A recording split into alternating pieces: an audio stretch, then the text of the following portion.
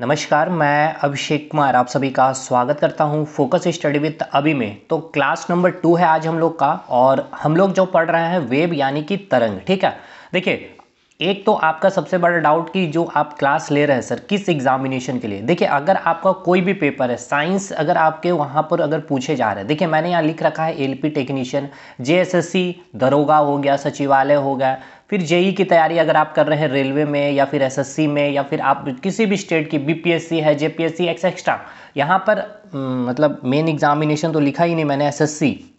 देखिए तो भाई बहुत उम्दा कंटेंट मैं दे रहा हूँ। अगर आपने पार्ट 1 अगर क्लास 1 अगर आपने देखा है तो फिर मुझे ये बात कहने की ज़रूरत नहीं है। तो मैं उसका लिंक आपको डिस्क्रिप्शन में दिया हूँ, कमेंट में दिया हूँ। और सबसे इम्पॉर्टेंट, आपको टेलीग्राम ग्रुप को ज्वाइन कर लेना है, ठीक है। और ये जो बेसिक साइंस है, मैंने हालांकि आपने देखा है कि एलपी टेक्नीशियन लिख रखा है, तो टारगेटेड तो एलपी टेक्नीशियन है। दूसरी चीज़, बहुत लोगों का डिमांड इंजीनियरिंग ड्राइंग, तो आप लोग थोड़ा सा पेशेंस रखिए। क्यों, देखिए कुछ भी चीज़ों का जैसे आप डिमांड करेंगे, कुछ भी चीज़ें आपको तुरंत नहीं मिल सकती, क्योंकि सब कुछ मुझे करना है। और इंजीनियरिंग ड्राइंग की अभी नीड नहीं है, सीबीटी 2 का सिलेबस आप अभी से परेशान हो रहे हैं। तो खैर उसको आपको दिया जाएगा, हमारे चैनल में अपलोडेड भी है। पहले 2018 वाली चीज़ें, हमने जो चीज़ें की, कैसे हमने सीबीटी 1 क्वालिफाई की है, आप उसको देखिए। सीबीटी 2 कैसे क्वालिफाई किया, ट्रेड कैसे क्वालिफाई किया मैंने, फिर अपना साइको वाला पेपर कैसे हमने दिखाया, सब कुछ आपको दिखाया है।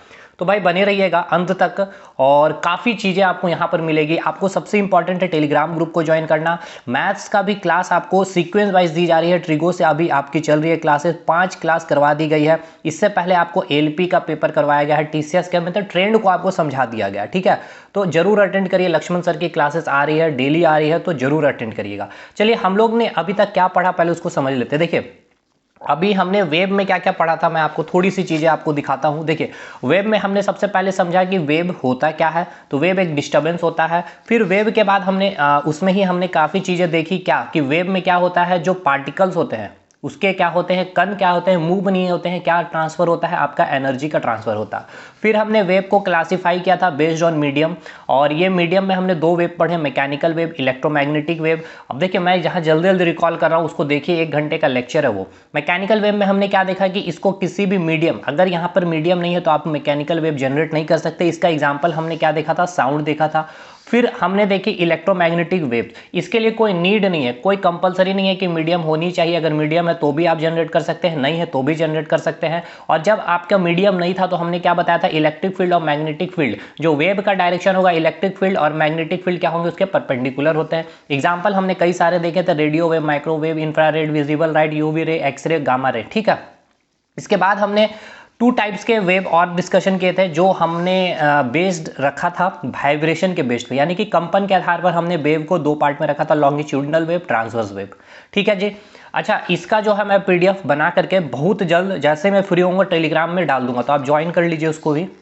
अच्छा इसके बाद फिर आपने देखा क्या, बेस्ड हमने किया था ट्रांसवर्स वेव। ट्रांसवर्स वेव में हमने क्या देखा, जो पार्टिकल्स है मीडियम के वो कैसे करते हैं वाइब्रेट, परपेंडिकुलर वाइब्रेट करते हैं ट्रांसवर्स वेव में। ये हमने फिगर के साथ सारी चीज़ें समझाई थी। और फिर हमने देखा था लॉन्गिट्यूडनल वेव, जिसमें क्या कहते हैं, मीडियम के पार्टिकल क्या कहते हैं, टू एंड फ्रो, या फिर बोल सकते हैं वेव के डायरेक्शन में पैरेलल, ठीक है ना, वाइब्रेट करता था। इतनी सारी चीज़ें हमने पढ़ी है पिछले क्लास में, काफ़ी एक बार देखिएगा, बहुत डिटेल हमने डिस्कशन किया है। तो चलिए आज हम लोग आगे बढ़ेंगे। अब बोल सकते हैं कि आज का जो टॉपिक होगा, अब एक तरह से आप समझ सकते हैं कि वेव की जो है, देखिए वेव की जो प्रॉपर्टी के आधार पर, ठीक है, इसमें काफ़ी इंपॉर्टेंट टर्मिनोलॉजी, ठीक है ना, PROPTIES, ठीक है ना, यानी कि इतनी इंपॉर्टेंट टर्मिनोलॉजी है, जैसे कि वेवलेंथ होगा, फिर हमने फ्रीक्वेंसी देखनी है, फिर हमने एम्पलीट्यूड देखनी है, फिर वेलोसिटी देखनी है, उसको फिर हम लोग रिलेशन निकालेंगे कैसे, न्यूमेरिकल वगैरह सब कुछ बहुत यहाँ से इंपॉर्टेंट आपका क्वेश्चन यहाँ से बनता है। देखिए सबसे पहले समझेंगे कि वेवलेंथ क्या होता है। एक बार हम वेवलेंथ को समझने की कोशिश करते हैं। सबसे पहले मैं आपको एक फिगर बनाता हूँ वेव की, ठीक है। और वेव होता क्या है सर, तो मैंने क्या बताया था, वेव होता क्या है, तो चलिए मैं उसको एक बार फिर से रिकॉल करवा दूं आपको। थोड़ी थोड़ी चीज़ें मैं रिकॉल करवाते चलूंगा ताकि आपको दिक्कत ना हो, ठीक है ना। तो चलिए सबसे पहले हम तरंग बनाते हैं। तरंग आप लोगों को मैंने बताया था क्या होता है, एक डिस्टर्बेंस होता है, ठीक है। तो ये जो मैं तरंग बता रहा हूँ, क्या आप बता सकते हैं कि ये कैसी वेव है। अगर आपको वाइब्रेशन अगर मैं बेस्ड ऑन मीडियम के आधार पर मैंने आपको क्लासिफिकेशन जो किया था, और मैंने एक आपको बताया था वाइब्रेशन के आधार पर। तो आप इसे क्या कहेंगे, तो आप इसको क्या नाम दे सकते हैं, आप इसको नाम क्या देंगे, ट्रांसवर्स वेव, ठीक है ना। आप इसे क्या नाम देंगे, ट्रांसवर्स वेव। ट्रांसवर्स वेव है ये आपका, और क्यों है ये मैं नहीं बताऊंगा, कल मैंने बताया था। देखिए इसमें होता क्या है, और मैंने ये ट्रांसवर्स वेव नाम क्यों दिया उसको भी समझ ही लीजिए एक बार फिर से। इसमें क्या है, वेव, पहले तो ये समझिए कि वेव क्या है। वेव क्या है, एक डिस्टर्बेंस है, और ये डिस्टर्बेंस कहाँ होती है, तो डिस्टर्बेंस जो होती है, जो मीडियम है। अच्छा, मीडियम क्या होती है सर, तो मीडियम कुछ भी हो सकता है, कोई पदार्थ हो सकता है, कोई आप एयर बोल सकते हैं, या फिर ग्लास को ले सकते हैं, या फिर पानी ले सकते हैं, या कोई प्लास्टिक हो सकता है, मतलब मीडियम कुछ भी हो सकता है। तो जिस मीडियम में आपने वेव जनरेट किया है, ठीक है, तो उस मीडियम के पार्टिकल के बीच आपने क्या किया है, एक डिस्टर्बेंस क्रिएट किया है। अब समझिएगा फिर से, वेव क्या होता है, वेव एक डिस्टर्बेंस है, और ये डिस्टर्बेंस कहाँ, तो मीडियम के पार्टिकल्स में, ठीक है, मीडियम के पार्टिकल्स में आपने क्या किया, एक डिस्टर्बेंस जनरेट किया, जिसके कारण क्या जनरेट हुई, एक वेव जनरेट हुई। अब ये जो फिगर देख रहे हैं ये कैसी वेव है, तो ट्रांसवर्स वेव है। अब इसमें समझिएगा, देखिए ये जो आप स्ट्रेट लाइन जो देख रहे हैं ना, इसको हमने क्या बताया है, इसको हमने कल बोला था ये वेव का डायरेक्शन बोल रहा है, ठीक है ना, ये आपको बता रहा है कि वेव की डायरेक्शन इधर है, ठीक है। अच्छा, ये आपको एकदम मिड में दिख रहा है, तो आप इसको क्या बोल सकते हैं, मीन, या फिर हिंदी में इसे क्या कहेंगे, माध्य। अब देखिए इस मीन के, ठीक है ना, आप इस मीन को आधार बनाइएगा, या फिर ये जो वेव का डायरेक्शन है। अब देखिए ये जो मीडियम के पार्टिकल्स है, देखिए किस तरह से मूव कर रहे हैं, मैं कलर चेंज करूं, देखिए यहां से देखिए मीडियम के पार्टिकल, देखिए एक आप, अगर आपको जैसे बोला जाता है छत पर जाने के लिए, तो क्या आप डायरेक्ट छत पर कूद करके चले जाते हैं, या फिर पहले आप क्या करते हैं, एक सीढ़ी में आएंगे, फिर दूसरे सीढ़ी पे आएंगे, फिर तीसरे सीढ़ी, फिर चौथे, फिर फाइनल, इस तरह से आप सीढ़ी पे, आप छत पे चले जाते हैं। तो उसी प्रकार है सर यहाँ पर भी, कि जब पार्टिकल्स को क्या मिला था, एनर्जी मिला था, आपने एनर्जी दी, या फिर किसी भी तरह से जो एनर्जी मिली पार्टिकल्स को, पार्टिकल्स किसके पार्टिकल्स, मीडियम के पार्टिकल्स को। तो ये देखिए यहाँ से ये ऊपर गया इतना ऊपर, फिर ये इतना ऊपर जाएगा पार्टिकल्स, ये पार्टिकल्स देखिए यहाँ आए हैं। देखिए दूसरी बात, यहाँ पार्टिकल्स का क्या हो रहा है, मूवमेंट नहीं हो रहा, हमेशा याद रखिएगा, ये बहुत बड़ा कंफ्यूजन है, मैंने कल भी बताया था, यहाँ पे क्या होता है, कंपन होता है, या फिर इंग्लिश में क्या कहेंगे, वाइब्रेशन, ठीक है जी। तो यहाँ पे पार्टिकल क्या कर रहे हैं, देखिए किस प्रकार से वाइब्रेट कर रहे हैं, इस प्रकार से वाइब्रेट करेंगे फाइनल यहाँ तक इसका एक मैक्सिमम डिस्प्लेसमेंट यहाँ आपने देखा, फिर से वो फिर क्या करेगा, वो फिर पार्टिकल धीरे धीरे नीचे आएगा, यहाँ तक आया, और फिर यानी कि एक आपको मैं एक एग्जांपल दूं यहाँ पर, ठीक है, ये पार्टिकल्स था, ठीक, ये पार्टिकल इस तरह से ऊपर गया, तो ये ऊपर जाने के दौरान ये जो आप देख रहे हैं ना, ये पहला जो आप देख रहे हैं यहाँ आया पार्टिकल्स, फिर तीसरा में, दूसरा में यहाँ फिगर आपको ये बनाया, तीसरा में आप यहाँ पर ये पार्टिकल्स मिला, चौथा यहाँ मिला, फाइनल जो ये दिख रहा है आपको, फाइनल मैक्सिमम डिस्प्लेसमेंट यहाँ तक आया, ठीक। और फिर से ये वापस क्या करेगा, रिटर्न बैक करेगा। तो इस रिटर्न बैक के दौरान ये जो आपको फिगर दिख रहा है यहाँ पर, फिर पार्टिकल्स यहाँ आया, ठीक है, फिर पार्टिकल्स यहाँ आया, फिर यहाँ आया, और फाइनल यहाँ जब आया तो पार्टिकल इस फिर मीन पाथ पे आ गया, फिर से यही पार्टिकल्स क्या हुआ, ये फिर पार्टिकल नीचे आया, ठीक है जी। ये जब नीचे आया तो इसका फिगर आप ऐसे बनाते हैं, ठीक है, ये देखिए ये नीचे आया, ये नीचे आया, ये पार्टिकल्स इस प्रकार से नीचे जा रहा, फाइनल एक मैक्सिमम डिस्प्लेसमेंट तक ये नीचे गया, और फिर से ये फिर क्या किया है, ऊपर आने की कोशिश करते हुए ये फिर मीन के पास पहुंच गया। सेम पाथ यहाँ भी आप देखेंगे, इस प्रकार से मीन नीचे गया, फाइनल मैक्सिमम ये जा नहीं रहा, हमेशा मैं बोल रहा हूँ कंपन कर रही है, ये याद रखिएगा, क्योंकि क्वेश्चन पूछा जाएगा कि वेव में, या फिर ट्रांसवर्स वेव में, या फिर लॉन्गिट्यूडनल वेव में जो ट्रांसफर होती है पार्टिकल्स की या फिर एनर्जी की, तो आप हमेशा कहेंगे पार्टिकल्स मूव नहीं करती हैं, पार्टिकल्स वाइब्रेट करती है, इस प्रकार से पार्टिकल्स वाइब्रेट करती है। मूवमेंट किसका होता है, एनर्जी का मूवमेंट होता है, क्लियर। तो ये आया, फिर इसी प्रकार से ये पार्टिकल्स फिर ऊपर गया और ये मीन के पास पहुंच गया, तो ये एक क्या हुआ, एक कंप्लीट एक साइकिल हुआ। तो आपको समझ में आया, अगर मैं बोल दूं वन साइकिल, ठीक है ना, एक चक्र, हिंदी में कहेंगे एक चक्र। एक चक्र का मतलब क्या हुआ कि पार्टिकल्स का एक बार ऊपर जाना, और पार्टिकल का ऊपर जा करके फिर नीचे आकर के फिर से मिड पॉइंट या फिर मीन पोजीशन पर आ जाना ही एक क्या होता है, एक कंप्लीट साइकिल होता है। तो मैं अगर इसको थोड़ा सा और क्लियर करूं आपके लिए, तो मैं इस पाथ को बोल सकता हूं, इतना जो है आपका क्या है, एक साइकिल हो सकता है या नहीं, ये बताइए। ये वन साइकिल आप इसको कहेंगे कि नहीं। देखिए मैं अभी वेवलेंथ में आया नहीं हूँ, मैं आपको बताऊंगा वेवलेंथ क्या होता है, लेकिन कुछ बेसिक चीज़ें हैं सर जो आपको लाइन देखने को मिलेंगी एनसीईआरटी में, तो वो समझ में नहीं आता कि ये चक्र है क्या, किसको बोल रहा है चक्र। तो ये वन साइकिल हो गया आपका एक, ठीक है। अब समझिएगा, देखिए पार्टिकल्स थे, पार्टिकल्स का क्या हुआ, वाइब्रेशन हुआ। और ये वाइब्रेशन कैसे हुआ, आपने डिस्टरबेंस जनरेट की, और ये डिस्टरबेंस में आपने क्या किया था, एनर्जी को ट्रांसफर किया था। किसको ट्रांसफर किया था, मीडियम के जो है पार्टिकल्स को। अब ये जो पार्टिकल्स आपके जो वाइब्रेट कर रहे हैं सर, ये जो है आपके जो मीन, आपके जो माध्य है या फिर जो वेव का डायरेक्शन इसके जस्ट परपेंडिकुलर है या नहीं है, तो ये कैसा वेव है सर, मैंने अभी लिखा भी है यहाँ पे ट्रांसवर्स वेव। ये हमने कल देखा है सर, ये अभी मैं डिस्कस नहीं करूंगा। अब आइए देखिए, ये जो पार्टिकल्स मैक्सिमम जो मैंने बोला था, ये डिस्प्लेसमेंट यहाँ तक गई है और फिर यहाँ पे नीचे भी एक मैक्सिमम डिस्प्लेसमेंट तक आई है। तो ये जो आपका मैक्सिमम जो डिस्प्लेसमेंट ये बना है ये, ठीक है, और इसका एक पोजीशन आप देखेंगे, ये जो मैक्सिमम डिस्प्लेसमेंट बना है इस पार्टिकल्स का, ठीक है, ये जो होता है इसको हम नाम देते हैं एम्पलीट्यूड। इसको हम क्या नाम देते हैं, एम्पलीट्यूड, और इसको हम हिंदी में कहते हैं आयाम। ठीक है, इसको हिंदी में क्या कहेंगे, आयाम। और ये भी आपका क्या है, मैक्सिमम डिस्प्लेसमेंट है, या फिर ये भी आपका क्या हो जाएगा, एम्पलीट्यूड, या फिर इसको हिंदी में क्या कहेंगे, आयाम। यानी कि ये पार्टिकल की मैक्सिमम, अगर आपको एम्पलीट्यूड की वैल्यू दे दी हुई, इट मीन्स क्या हुआ कि पार्टिकल का मैक्सिमम डिस्प्लेसमेंट वैल्यू दे दी गई है, एम्पलीट्यूड उसको हम कहते हैं। एम्पलीट्यूड क्या होता है वो समझ में आ गया जी सर। अब देखिए, ये आपकी जो आपने जो वेव क्रिएट किया है, ठीक है ना, जो वेव आपने यहाँ पर जनरेट की है, इस वेव में आपको क्या देखने को मिल रहा है, एक जो आपको जो मैक्सिमम पॉइंट जो है, और एक आपको मैंने यहाँ मैक्सिमम पॉइंट को जो डिस्प्लेसमेंट है उसको हमने क्या नाम दिया, एम्पलीट्यूड। अब एक मैं यहाँ बोल रहा हूँ, ये जो आप पॉइंट देख रहे हैं ये वाला, ठीक है, ये और ये, मतलब एक साइकिल में, ठीक है ना, एक साइकिल में ही मैं बात करूँ, ये पूरा एक साइकिल है। ये जो पोजीशन जो है इसको हम कहते हैं, मैं लिख दूँ हिंदी और इंग्लिश दोनों में, इसको हम, आपको दिख रहा होगा, ये जो होता है आपको हिंदी में हम लिखते हैं इसको श्रिंग, ठीक है, और इंग्लिश में इसको कहते हैं क्रस्ट, CREST या फिर CRUST होता है क्रस्ट। और ये जो पाथ है, मतलब ये जो पॉइंट है, इसको हम क्या नाम देते हैं, इसको हम हिंदी में बोलते हैं गर्त, या फिर इंग्लिश में कहते हैं ट्रफ, ठीक है। तो अब देखिए, इसी प्रकार यहाँ पर आइए, जब यहाँ से आपका दूसरा साइकिल, ये एक साइकिल कंप्लीट हुआ यहाँ से, ये आपका दूसरा साइकिल स्टार्ट होगा, और कब खत्म होगा, जब तक कि ये ऊपर से नीचे तक ना आ जाए। हाँ जी, आ गया, ये क्लियर है आपको, इतना या नहीं, बोलिए। तो दूसरा साइकिल में भी आपको क्या सेम चीज़ देखने को मिलेगा, यहाँ पर मैक्सिमम डिस्प्लेसमेंट पार्टिकल्स डिस्प्लेस करेगा, यानी कि अटेम्प्ट करेगा, तो इस पार्ट को आप क्या नाम देंगे, श्रिंग कहेंगे, ठीक है, और इसको आप क्या नाम देंगे, गर्त कहेंगे, ठीक है। तो अब मुझे ये बताइए, या फिर अब मैं आपको ये बताने वाला हूँ कि वेवलेंथ क्या होता है, उसको ध्यान से सुनिएगा, मैं बोल रहा हूँ क्या, उसको ध्यान से सुनिएगा।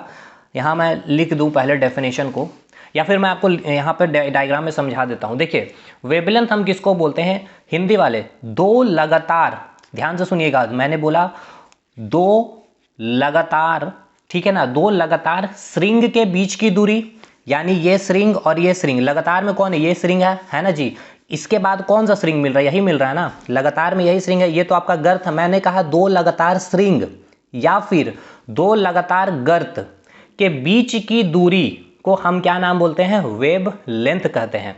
अब आइए इंग्लिश वाले भाई साहब, द मिनिमम डिस्टेंस, अच्छा वो जो डिस्टेंस होगा, ये सबसे मिनिमम डिस्टेंस होगा क्रेस्ट के बीच में, दो लगातार क्रेस्ट, अच्छा लगातार मैं बोल रहा हूँ कंटिन्यूअसली वो होना चाहिए, ठीक है ना, या फिर बोल सकते हैं consecutive, the two consecutive crust या फिर द टू कंजिक्यूटिव ट्रस्ट, ठीक है, इनके बीच की जो मिनिमम डिस्टेंस होगी उसको हम क्या कहेंगे, वेव लेंथ। अब आइए एक मैं फिगर से, फ्रेश फिगर में आपको और क्लियर कर दूं, जैसे ये मैं आपको एक वेव बना रहा हूं, देखिएगा यहाँ मैं 3-4 साइकिल बना दूं ताकि और चीज़ें आपको क्लियर हो सके। अभी आपको फिगर में कट रही होगी, कोई दिक्कत नहीं, आपको सब दिखेगी। देखिए ये हो गया। अब देखिए, सबसे पहले मैं आपसे पूछूं कि सर 1 साइकिल क्या है, तो आप बोलेंगे सर ये आपका 1 साइकिल हो गया, ठीक है ना, ये 1 साइकिल है आपका, ये 1 साइकिल हो गया, ठीक है। फिर अगर मैं बोलूं, एक मिनट, ये देखिए, अब यहाँ से यहाँ तक, यहाँ से यहाँ तक, ये आपकी क्या है, 2 साइकिल है, ठीक है ना जी, ये आपकी कितनी साइकिल हो जाएगी, ये 2 साइकिल हो गई, 2 साइकिल। अब इसमें और क्लियर हो जाएगा आपका। देखिए, ये जो आपका पार्ट दिख रहा है, इसको आप क्या बोलते हैं, इसको आप क्या नाम देते हैं, श्रिंग, इसको क्या नाम देंगे, श्रिंग, और इसको आप क्या नाम देंगे, गर्त। उसी प्रकार इसको आप क्या नाम देंगे, श्रिंग, इंग्लिश वाले भाई क्रस्ट, CREST या फिर CRUST, कुछ भी आप देख लेना, और इसको बोलेंगे गर्त यानी कि ट्रफ। उसी प्रकार यहाँ पर भी एक और मैं आपका साइकिल कंप्लीट कर दूँ और अच्छी से चीज़ें आपको क्लियर हो जाएगी ताकि, ठीक है। देखिए ये आपका क्या हो जाएगा, ये भी आपका क्या हो जाएगा, श्रिंग हो जाएगा, ठीक है। और ये भी आपका क्या हो जाएगा, गर्त हो जाएगा। मैं नहीं चाहता हूँ कि एक भी स्टूडेंट छूटे फिजिक्स समझने से, वो कोई दिक्कत आए, ठीक है ना। चाहे आप फिजिक्स वाला से नहीं भी पढ़ रहे हैं फिर भी, ठीक है, कोई दिक्कत नहीं है सर, मजाक कर रहा हूँ। देखिए मैंने क्या कहा, वेवलेंथ का डेफिनेशन, वेवलेंथ का डेफिनेशन मैं लिख ही दूँ तो ज़्यादा अच्छा होगा, उसके बाद और मजा आएगी। देखिए मैं यहाँ लिख रहा हूँ, आप भी नोट डाउन कर लीजिएगा अपने नोटबुक में। वैसे मैं नोट तो दूंगा ही, आप टेलीग्राम ज्वाइन कर लीजिएगा। द मिनिमम डिस्टेंस, ठीक है ना, the minimum distance between two consecutive, याद रखिएगा ये बहुत इंपॉर्टेंट वर्ड है। The minimum distance between two consecutive crest and crest or, ये याद रखिएगा मैंने यहाँ लिखा है or, not and, crest or trough, ठीक है ना। The minimum distance between two consecutive crest or trough is called wavelength, ठीक है ना, is called wavelength. Hindi वाले भाई साहब आप क्या लिखेंगे, दो लगातार श्रिंग अथवा गर्त के बीच की न्यूनतम दूरी को तरंग दैर्घ्य कहते हैं। को क्या कहते हैं, तरंग। देखिए हिंदी इंग्लिश लिखना बहुत टाइम टेकिंग है भाई, तरंग दैर्घ्य कहते हैं। अब देखिए मैंने यहाँ क्या लिखा है और इस फिगर में आपको कैसे समझना है आपको, उसको देखिए पहले। The minimum distance between two consecutive crest or trough is called wavelength, ठीक है। तो मैंने यहाँ लिखा क्या, द मिनिमम, इस वर्ड को याद रखिएगा, द मिनिमम डिस्टेंस और कंसेक्यूटिव, ठीक है, ये याद रखना आपको। देखिए दो कंसेक्यूटिव क्या है, दो कंसेक्यूटिव श्रिंग या फिर दो कंसेक्यूटिव क्रस्ट या दो कंसेक्यूटिव गर्थ, ये ले सकते हैं, या फिर आप इसको भी ले सकते हैं, ठीक है, या फिर आप इसको भी ले सकते हैं। कंसेक्यूटिव होना चाहिए, लगातार होना चाहिए। तो ये जो आपको डिस्टेंस देखने को मिल रहा है सर, कंसेक्यूटिव, ये और ये श्रिंग के बीच, और ये जो गर्त दिख रहा है, इसको ही हम क्या नाम देते हैं, इसको ही हम कहते हैं लेमडा, और इसको हम क्या कहते हैं, इसको भी हम क्या कहेंगे, लेमडा। क्यों कहें, क्योंकि दो लगातार श्रिंग है, उसके बीच की जो दूरी है वो क्या होती है, लेमडा होती है। दो लगातार गर्त के बीच की दूरी क्या होती है, लेमडा होती है। अब इसको भी आप क्या नाम देंगे, इसको भी तो आप लेमडा ही कहेंगे, क्योंकि दो लगातार श्रिंग है, इसके बीच की दूरी को क्या कहेंगे, गर्त, लेमडा। और ये आपकी जो दो लगातार गर्त है, दो लगातार ट्रफ है, इसके बीच की भी दूरी को आप क्या कहेंगे, लेमडा। क्लियर हुआ, लेमडा। अब देखिए बहुत जो पढ़े होंगे इस चीज़ों पे जानकारी होंगे उनको बोरिंग लग रहा होगा, लेकिन अभी देखिए यहाँ से क्वेश्चन बनेगा और आप फंस जाइएगा। आपसे क्वेश्चन क्या पूछ रहा है, देखिए ध्यान से सुनिएगा, मैं आपसे क्वेश्चन क्या पूछ रहा हूँ उस पर थोड़ा सा ध्यान दीजिएगा, ठीक है। मैं इसको लगा लूँ एक बार, हाँ। अब आइए आपसे जो क्वेश्चन पूछा गया है उस पर थोड़ा ध्यान दीजिएगा। मैं आपसे क्वेश्चन पूछ रहा हूँ सर, मुझे ये बताइए क्वेश्चन है ये आपका, दो लगातार, नहीं सॉरी, हाँ ऐसा है क्वेश्चन, लगातार, ठीक है, लगातार यानी कि कंटिन्यूअसली इंग्लिश वाले, ठीक है, कंटिन्यूअसली या फिर कंसेक्यूटिव भी बोल सकते हैं। लगातार क्रस्ट, CRUST लिख लेना यार, कुछ भी, क्रस्ट, लगातार क्रस्ट एंड ट्रफ, ठीक है, की दूरी क्या होगी, मुझे ये बताइए। हिंदी वाले भाई साहब, दो लगातार क्रस्ट को श्रिंग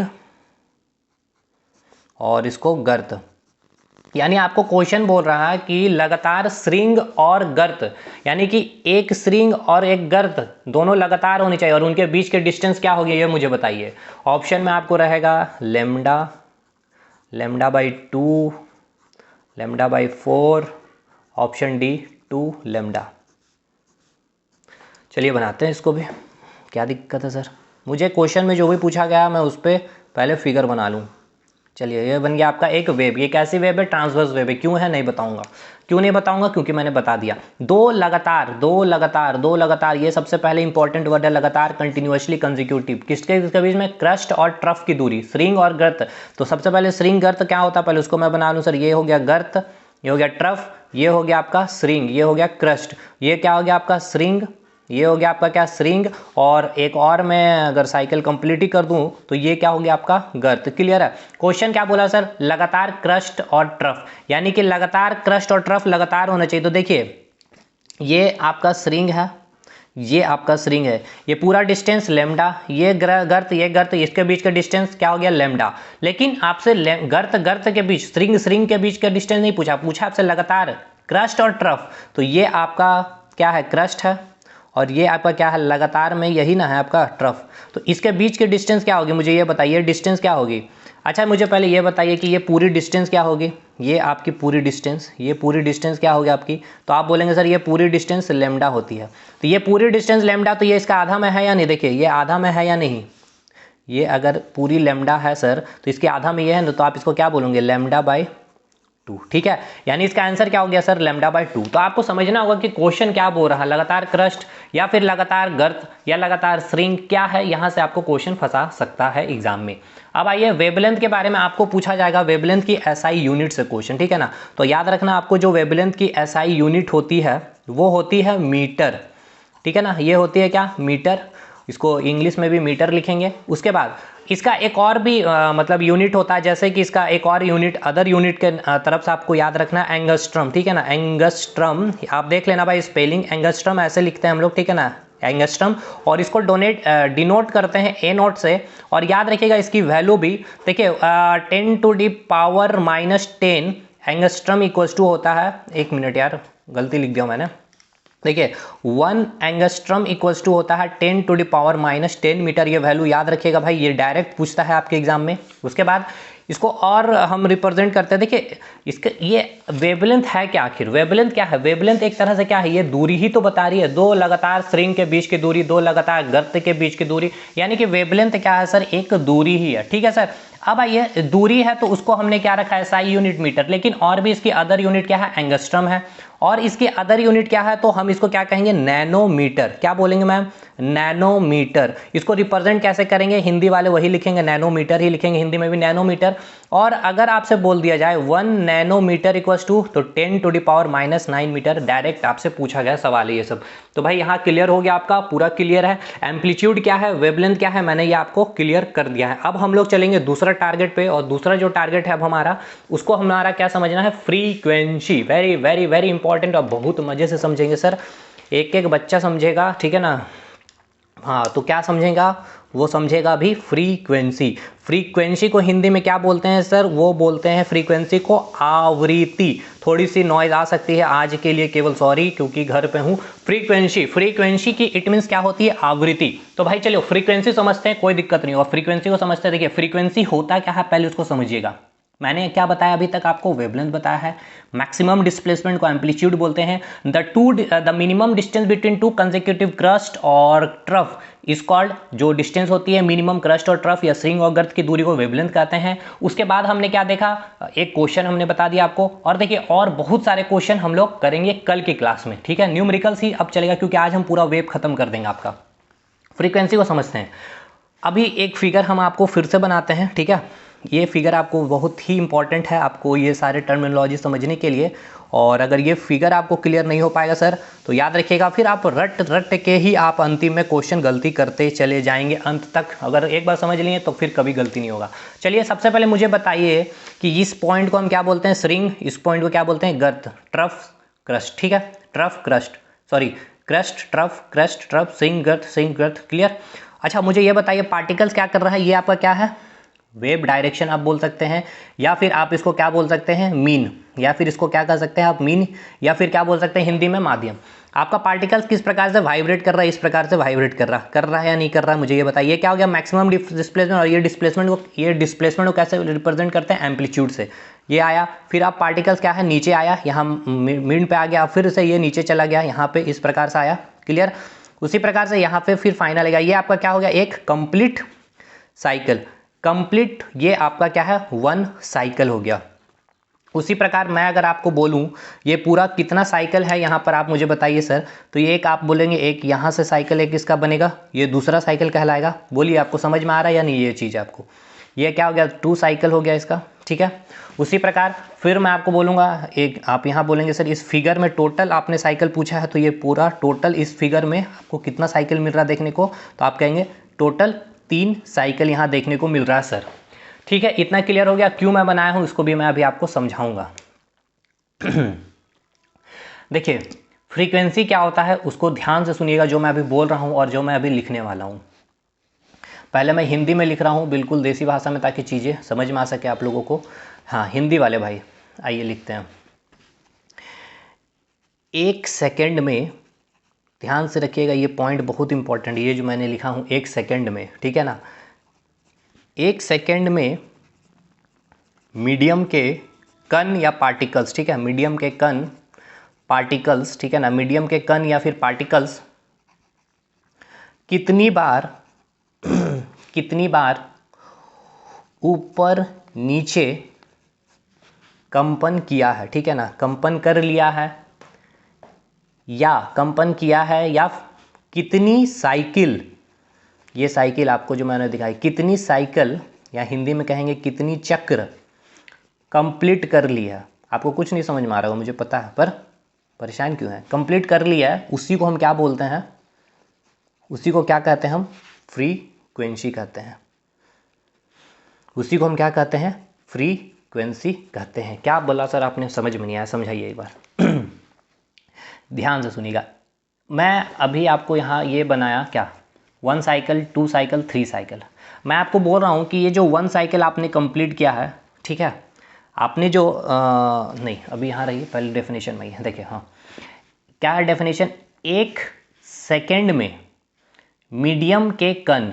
अच्छा, ये मीडियम के कण क्यों आए, क्योंकि हम लोग वेव पढ़ रहे हैं, और वेव होता कैसे है, डिस्टर्बेंस होता है। डिस्टर्बेंस किस में होता है, मीडियम के पार्टिकल्स में।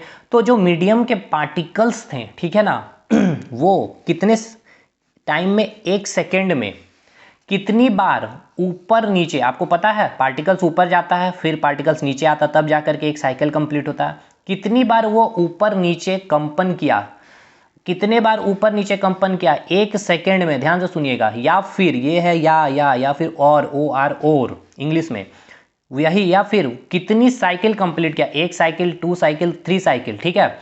अब 1 साइकिल कंप्लीट किया मतलब एक बार ऊपर गया एक बार नीचे आया। 2 साइकिल मतलब क्या होगा, एक बार ऊपर गया एक बार नीचे आया, फिर एक बार ऊपर गया होगा फिर एक बार नीचे आएगा। देखिए कैसे, ये आपका क्या है, 2 साइकिल है।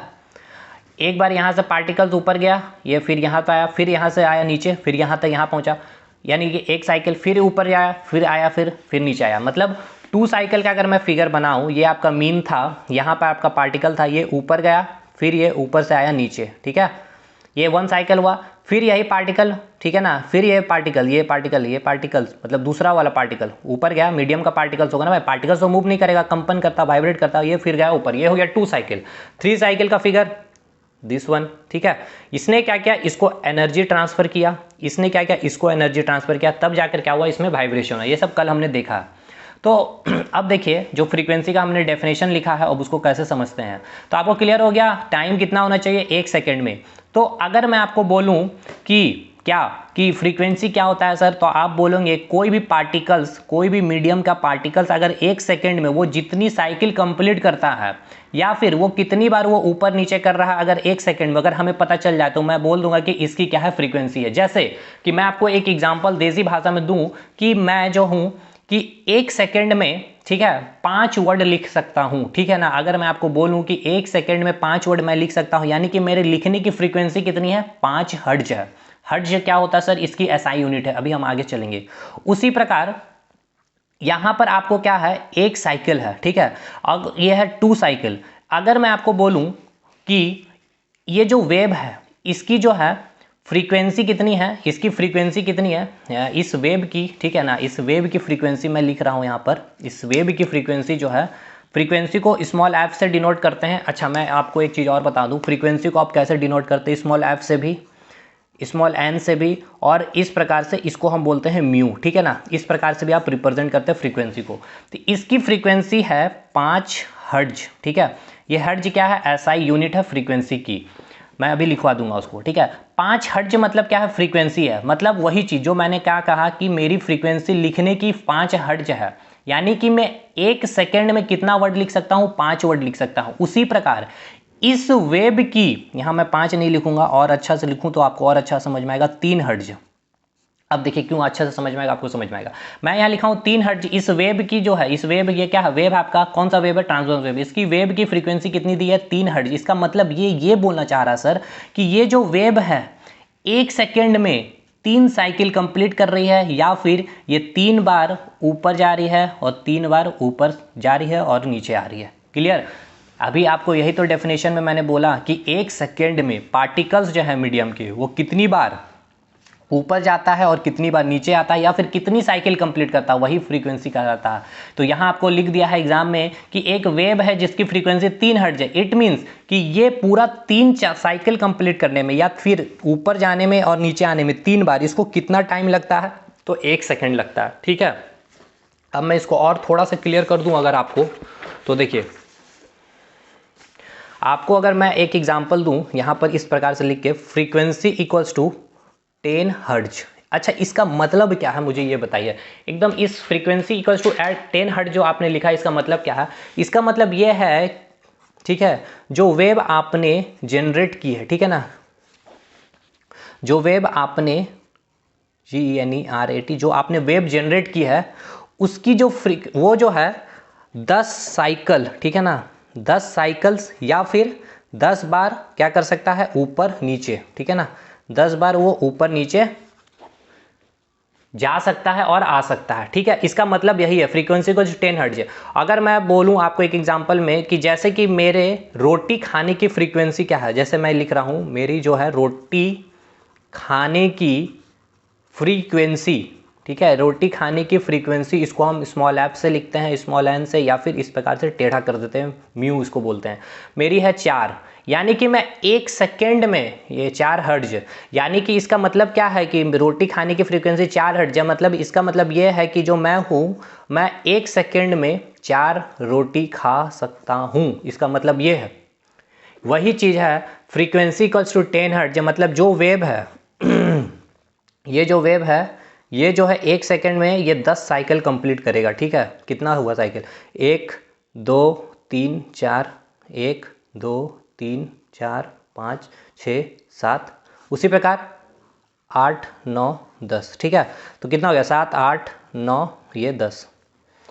ठीक है, तो ये फ्रीक्वेंसी का जो 10 हर्ट्ज, ये आपका फिगर ये हो गया। यानी कि 1 सेकेंड में इस वेव कितने बार ये साइकिल कंप्लीट कर सकता है? 10 साइकिल कंप्लीट कर सकता है, या फिर 10 बार ऊपर जा सकता है और 10 बार नीचे आ सकता है। क्लियर हुआ कि नहीं ये बताइए।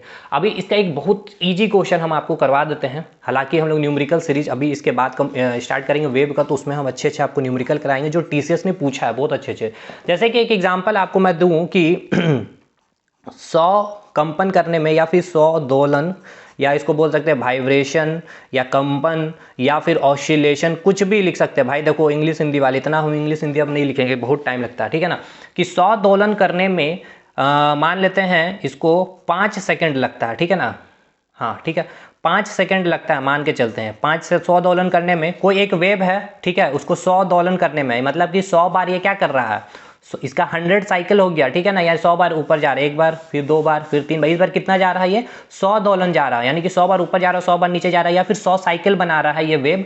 कितने सेकंड में? 5 सेकंड में। तो आपसे जो पूछ रहा है वो ये आपसे क्या पूछ रहा है कि इसकी फ्रीक्वेंसी क्या है। ठीक है, इसकी आपसे क्या पूछेगा? फ्रीक्वेंसी ही तो पूछेगा। अभी हमने फ्रीक्वेंसी पूछा, ये क्या पूछा? फ्रीक्वेंसी। तो चलिए देखते हैं। अच्छा, फ्रीक्वेंसी क्या होता है? फ्रीक्वेंसी होता है 1 सेकेंड में कोई भी वेव कितनी बार दोलन की है, कितनी बार वाइब्रेशन की है, उसको हम क्या कहते हैं? फ्रीक्वेंसी। तो चलिए निकाल लेते हैं।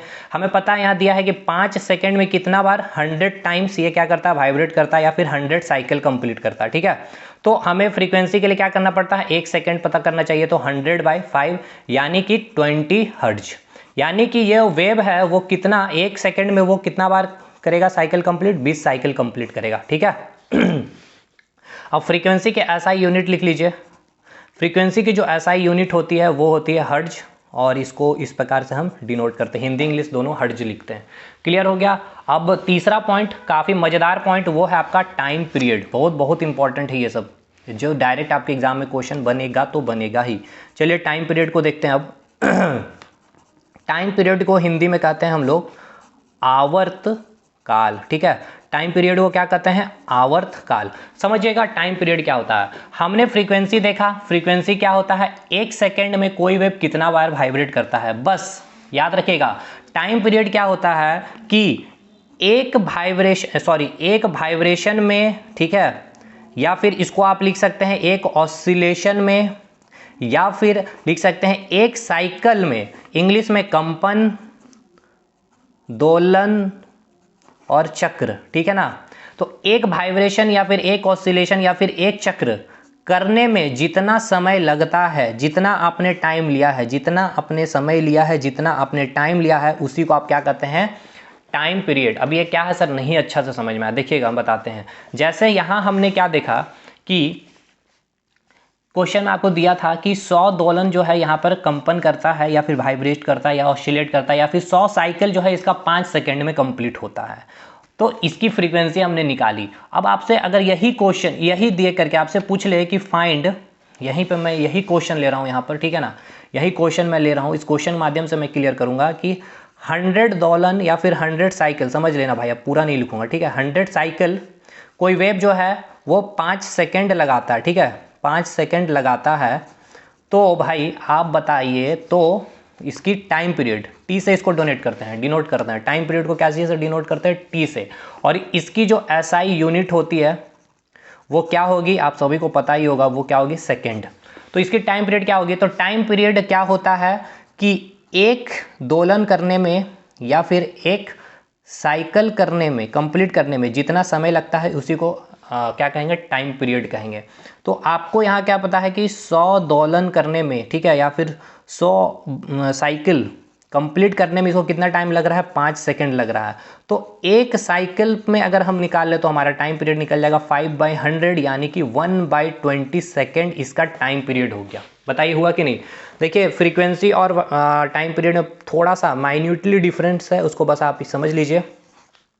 फ्रीक्वेंसी में हम क्या निकालते हैं कि एक सेकेंड में कितना बार वाइब्रेट किया है कोई भी वेव, एक सेकेंड में कितना बार वाइब्रेट किया है, ठीक है। और टाइम पीरियड क्या निकालते हैं कि एक वाइब्रेशन में या फिर एक ऑसिलेशन या एक साइकिल करने में कितना टाइम लगा है, कितना सेकंड लगा, उसको हम क्या कहते हैं, टाइम पीरियड।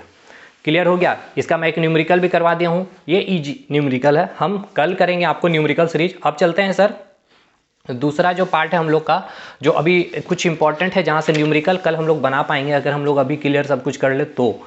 चलिए अभी आपको मैं कुछ रिलेशनशिप बताता हूँ। यहाँ पर भी रिलेशनशिप चलती है, जैसे कि एक इंसान के बीच में, एक लड़के लड़की के बीच होती है रिलेशनशिप, उसी प्रकार यहाँ पर फिजिक्स में भी हम रिलेशनशिप देखने वाले हैं किसी के। तो चलिए उस रिलेशनशिप को समझते हैं, थोड़ी सी स्टोरी को।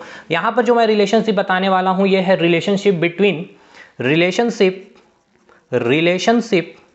रिलेशनशिप इसको हिंदी वाले लिखते चलिए, संबंध, रिलेशनशिप बिटवीन फ्रीक्वेंसी, यानी कि फ्रीक्वेंसी यानी आवृत्ति, एंड टाइम पीरियड, ठीक है।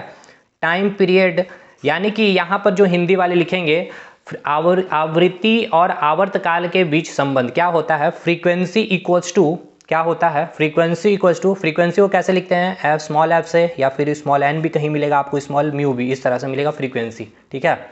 और टाइम पीरियड के लिए क्या मिलेगा, कैपिटल टी। तो इन दोनों के बीच में क्या रिलेशन है, एक आप रिलेशन को याद रखिएगा, इसका बहुत यूज होगा। फ्रीक्वेंसी इक्वल्स होता है 1/टाइम पीरियड, ठीक है। अब देखिए क्वेश्चन क्या पूछ लिया, यहाँ मैंने इतना पढ़ाया था और क्वेश्चन एग्जाम में क्या पूछा कि क्वेश्चन में ये पूछा है कि इस तरह से लिखा था क्वेश्चन, देखिए क्या पूछा था, मैं यहाँ लिख देता हूँ। क्वेश्चन पूछा था द प्रोडक्ट वैल्यू बताना आपको, ठीक है, गुणनफल वैल्यू बताना, the product value of frequency and, Hindi वाले हम लिख रहे हैं टाइम पीरियड इज, ठीक है।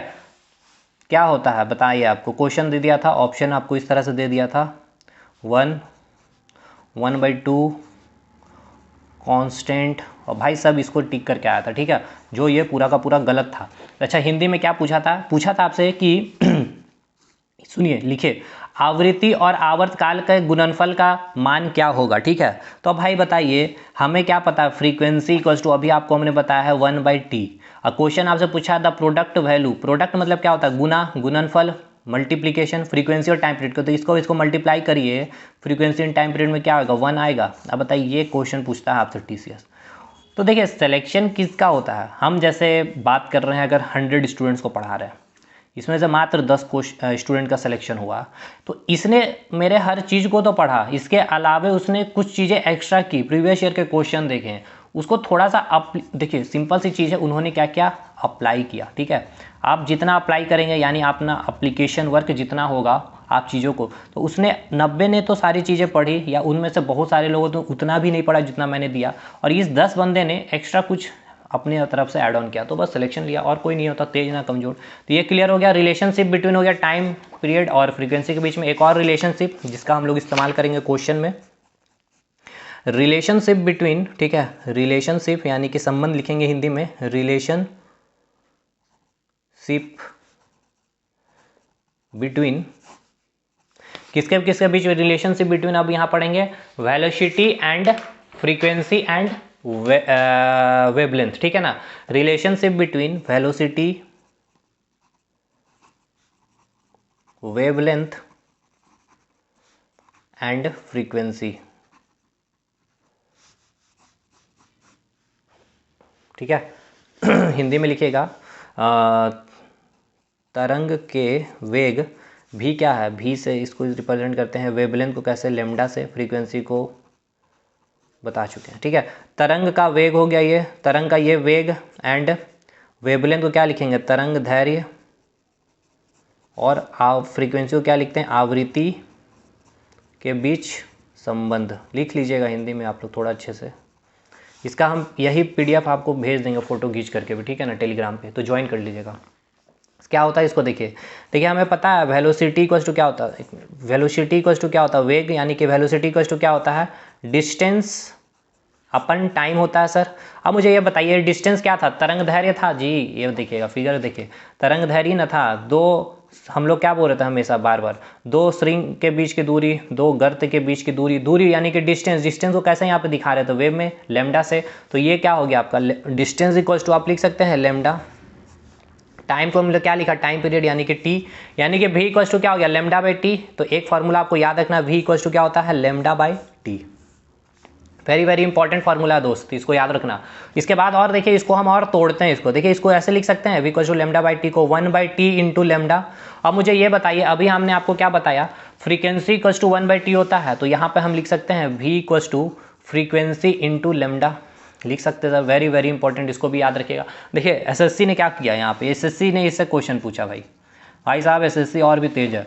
क्या पूछ लिया इसने, बताइए मुझे ये कि वेलोसिटी, ठीक है, तब वेलोसिटी ऑफ वेग, यस, वेलोसिटी ऑफ वेव यानी कि तरंग की वेव, ठीक है ना, velocity of wave divided by wavelength of wave, ठीक है, इक्वल टू क्या होगा, लैम्डा मैं लिख दूं, ठीक है, यानी कि जो वेग, वेव यानी कि तरंग की जो वेग है उसका जो डिवीजन में अगर लैम्डा होगा, यानी कि तरंग दैर्घ्य होगी, उसकी वैल्यू क्या होगी, यानी कि v बाई लैम्डा आपसे पूछ रहा है, तो भाई v बाई लैम्डा यहाँ से नहीं निकाल सकते हो, v बाई लैम्डा क्या होता, फ्रीक्वेंसी तो होगा उस तरंग की। ठीक है भाई, तो भाई पूरी चीज़ें हमने कंप्लीट करवा दी है। अब आपका यहाँ से कुछ चीज़ बचता नहीं है, मतलब वेब में आपका कुछ नहीं बचता। हाँ, बचता क्या है, आपको अब प्रैक्टिस करवाना मुझे, ठीक है ना, तो हम प्रैक्टिस आपको करवाएंगे। कल का लेक्चर पूरा प्रैक्टिस पे चलेगा, 2 लेक्चर हम लेकर चलेंगे, कोशिश करेंगे 2 लेक्चर में, कोशिश करेंगे 1 लेक्चर में पूरा प्रैक्टिस करवा दे, थ्योरी का भी जितना, मतलब स्टेटमेंट बेस्ड क्वेश्चन बनेगा, ठीक है, स्टेटमेंट बेस्ड क्वेश्चन करवाएंगे, फिर उसके बाद उसका हम न्यूमेरिकल करवाएंगे, ठीक है। अभी हमने सारा कुछ करवा दिया है, कंसेप्ट वाइज स्टेटमेंट आपका क्लियर करवा दिए हैं, उसका क्वेश्चन से हम आपको फिर प्रैक्टिस करवाएंगे, न्यूमेरिकल करवाएंगे, इसका सारा फॉर्मूला रिलेशनशिप बंटवा दिए हैं। उसके बाद टीसीएस ने जो पूछा है, टीसीएस ने कौन कौन से एग्जाम में, ग्रुप डी में खास करके, एलपी में खास करके, उसके बाद आपका एनटीपीसी में तो था नहीं क्वेश्चन, उसके बाद आपका जेई में जो पूछा है, उसके बाद एसएससी में। देखिए एसएससी का स्टैंडर्ड अच्छा है साइंस का, क्या करता है ना, ये देखिए आपको 3-4 स्टेटमेंट दे देगा, इसमें अब पूरा वेब जो चैप्टर है ना, इसको चेक कर सकता है। क्या किया, इसमें ट्रांसवर्स वेब का एक स्टेटमेंट लिख दिया, इसमें लॉन्गिट्यूडनल वेब का एक स्टेटमेंट लिख दिया, यहाँ पर इसने लिख दिया ये relationship frequency velocity in time period equals to wavelength होता है, पूरा वेब चेक कर लिया। ठीक है, लगता है एक क्वेश्चन पूछा है, लेकिन उसे इस क्वेश्चन को देखिए बनाने के लिए ना आपको पूरा वेव क्लियर होना चाहिए। हम कल दिखाएंगे भी आपको कि वो बच्चा बना सकता है जो दोनों लेक्चर कंप्लीट किया होगा। तो भाई मुझे बताइएगा कि लेक्चर कैसा लग रहा है, हमारा मेहनत कैसा लग रहा है। तो बताने का एक ही जरिया है, वीडियो को लाइक करिएगा, दोस्तों तक शेयर करिएगा, चीज़ें तभी आगे आ सकती है स्मूथ वे में। कमेंट जरूर करिएगा, आप लोग एटलीस्ट इतना तो कर सकते हैं। और हर एग्ज़ाम के लिए ये फिर, ठीक है, मैं फिर से लिख रहा हूँ, ऑल एग्ज़ाम और ये मैं पूरा फोटो खींच करके इसकी, ठीक है, भेज दूंगा टेलीग्राम पे। जैसे फ्री होगा पूरा का पूरा इसका पूरा फर्स्ट लेक्चर से मैं भेजूंगा, ठीक है ना। जो भी फर्स्ट लेक्चर हमने ली है, यहाँ से हमने पूरी की पूरी फर्स्ट लेक्चर से ये रहा, ठीक है ना, पूरा मटेरियल इसको भेज दूंगा। हालांकि हमने जो है नोट्स तो बनाया है, लेकिन देखिए नोट्स तो वही लेंगे भाई जो पेड कर सकते हैं। थोड़ा तो हमारा मेहनत है, तो देख सकते हैं सारा कुछ इसमें न्यूमेरिकल वगैरह सारा कुछ डाल रखे हैं। फिर तो खैर ठीक है, बाद में नोट्स के वगैरह अभी कुछ बात नहीं है। चलिए मिलता है अगले वीडियो में, तब तक के लिए धन्यवाद।